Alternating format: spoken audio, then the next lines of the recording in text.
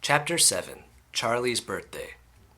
"Happy birthday!" cried the four old grandparents as Charlie came into their room early the next morning. Charlie smiled nervously and sat down on the edge of the bed. He was holding his present, his only present, very carefully in his two hands. "Wonka's Whipple Scrumptious Fudge Mallow Delight," it said on the wrapper.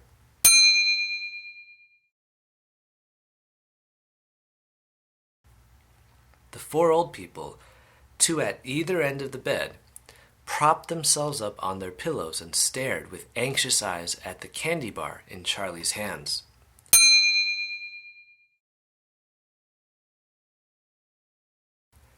Mr. and Mrs. Bucket came in and stood at the foot of the bed, watching Charlie.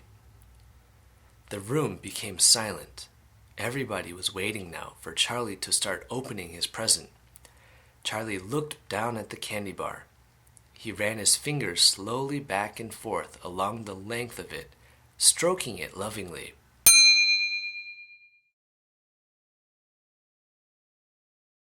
And the shiny paper wrapper made little sharp, crackly noises in the quiet room.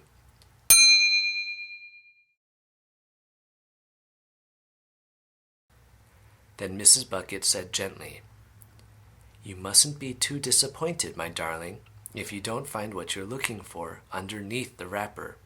You really can't expect to be as lucky as all that." "She's quite right," Mr. Bucket said. Charlie didn't say anything.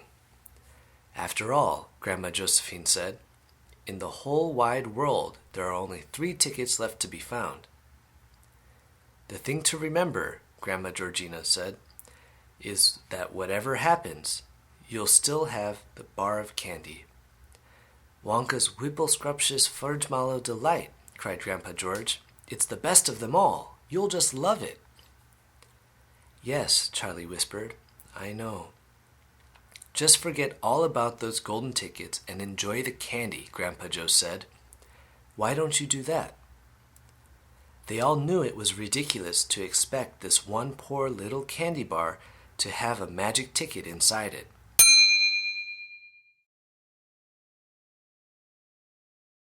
And they were trying as gently and as kindly as they could to prepare Charlie for the disappointment. But there was one other thing that the grown-ups also knew, and it was this, that however small the chance might be of striking lucky, the chance was there. The chance had to be there. This particular candy bar had as much chance as any other of having a golden ticket.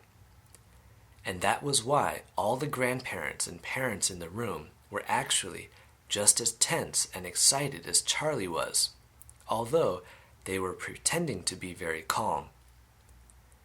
"You'd better go ahead and open it up, or you'll be late for school," Grandpa Joe said. "You might as well get it over with," Grandpa George said. "Open it, my dear," Grandma Georgina said. "Please open it. You're making me jumpy."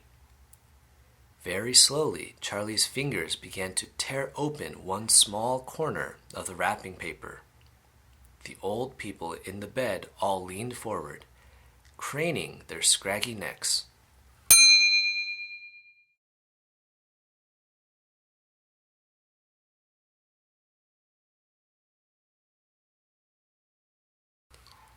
Then suddenly, as though he couldn't bear the suspense any longer, Charlie tore the wrapper right down the middle, and onto his lap there fell a light brown, creamy-colored chocolate candy bar. There was no sign of a golden ticket anywhere. "Well, that's that," said Grandpa Joe brightly. "It's just what we expected." Charlie looked up. 4 kind old faces were watching him intently from the bed.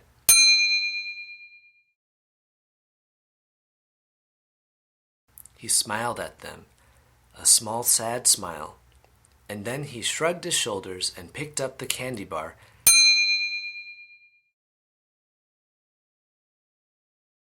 and held it out to his mother and said, "Here, Mother, have a bit. We'll share it. I want everybody to taste it." "Certainly not," his mother said, and the others all cried, "No, no, we couldn't dream of it. It's all yours." "Please," begged Charlie, turning around and offering it to Grandpa Joe. But neither he nor anyone else would take even a tiny bite.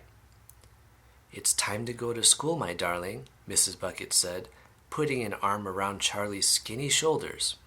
"Come on, or you'll be late."